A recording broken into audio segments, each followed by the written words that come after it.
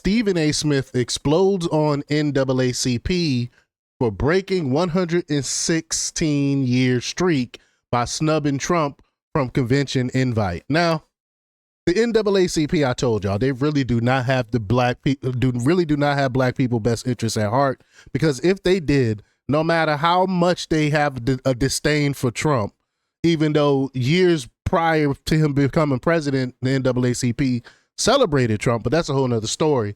But even though they despise him, you still would have to sit down and have a conversation and work with him if you're trying to push any of your agenda, if you're trying to get things done, if you're actually trying to help people. But they're too stuck up, too snobby, too elitist to even sit down and have a conversation with this man. And even Stephen A. Smith is calling him out on that, and rightfully so. So we're going to talk about it. We're going to play the clip from Stephen A. Smith to see what he has to say about it. But before we get started, go ahead and hit that like button, share this out so we can get this important information out there. Subscribe if you're not already a subscriber.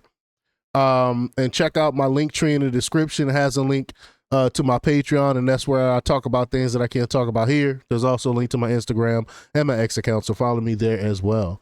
All right, so let's get into this news. Now, this comes from the Daily Caller, and they report that Stephen A. Smith fired back at the NAACP Friday for its decision to snub President Donald Trump from its convention, breaking a 116-year tradition of inviting sitting presidents to speak.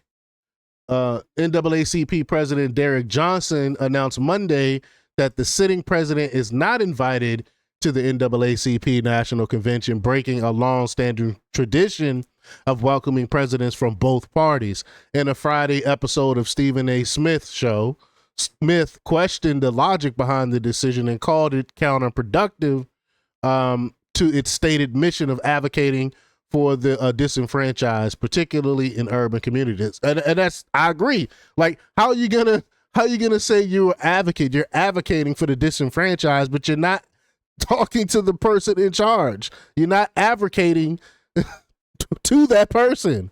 It's ridiculous. But let's play Stephen A.'s clip here. Here we go. In every swing state, you don't get to ignore him, is my point. He has been the most powerful, the most influential member of the GOP since 2015.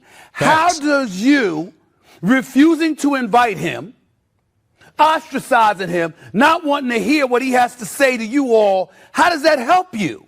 Right. How? It doesn't. It doesn't help. I'm not saying agree with him. I'm not saying side with him. I'm not saying befriend him. I'm not saying any of those things. But ignoring him ain't going to get it done. Mm-hmm. Not if you truly want to be about the business of helping folks, particularly the desolate and disenfranchised in our country, the urban communities throughout America. Not that that's all the NAACP does, because I'm certainly not implying that. All I'm saying is that clearly is who you're interested in helping.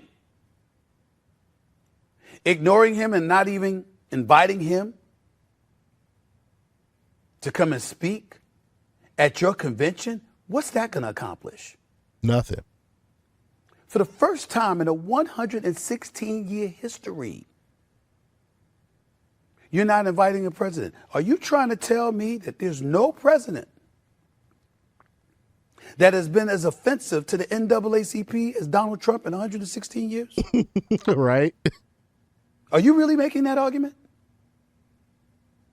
That no matter what you think about Donald Trump, that's the only person, that's the only president of the United States that you've been able to say that about in a 116-year history of the NAACP.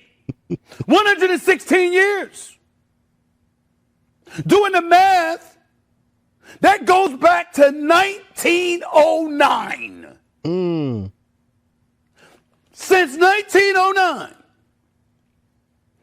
there's no president that has ever been more offensive to the NAACP than Donald Trump. Is that your argument? Not a good one. Let's say for the sake of argument that it is for the moment.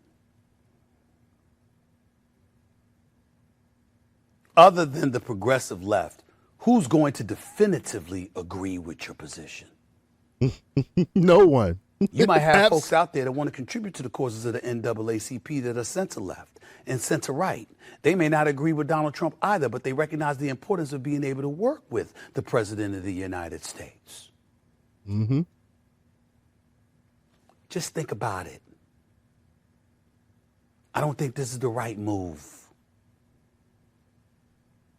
If all of us had to like the people we had to deal with and do business with, how would business ever get done in this country, if not this world? Facts. It's a rhetorical question, Mr. Derek Johnson. I know you know the answer. Mm-hmm. Let me move on to a second headline involving the NAACP. Wow. I wholeheartedly agree with Stephen A. Smith. He makes too much sense when it comes to that, but the leftists aren't going to listen to that. They can continue to do what they're doing. The NAACP has historically invited sitting U.S. presidents to the national conventions, regardless of political affiliation, to foster dialogue on civil rights. This tradition began in 1947 when President Harry S. Truman addressed the convention. Subsequent presidents, including Dwight D. Eisenhower, Ronald Reagan, Bill Clinton, George W. Bush, and Barack Obama participated. This year, however, the NAACP decided not to invite Donald Trump. They said, right now it's clear Donald Trump is attacking our democracy and our civil rights. He believes more in the fascist playbook. Here they go, using these words again, these terms to try to obfuscate. But anyway, playbook than in the U.S. Constitution, Johnson said. This playbook is radical and un-American. The president has signed unconstitutional executive orders to oppress voters and undo federal civil rights protections. What civil rights protections did he undo? That has illegally turned the military in our military on our communities. Where's that happening? Right? And continually undermines every pillar of our democracy. We're not a democracy, we're a republic. To make himself more powerful and to personally benefit from the U.S. government. He's not even taking a pay cut. I mean, I think he's taking $1 from being president. He's not taking money. He's giving his money back to the government. So Johnson don't know what the hell he's talking about. The NAACP, of course, did not immediately respond to the Daily News Callers Foundation request for comment, because what could they say? They look stupid. They look ridiculous.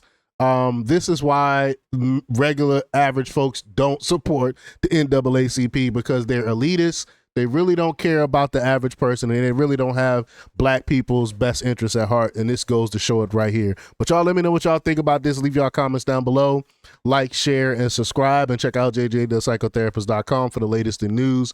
Until next time, peace.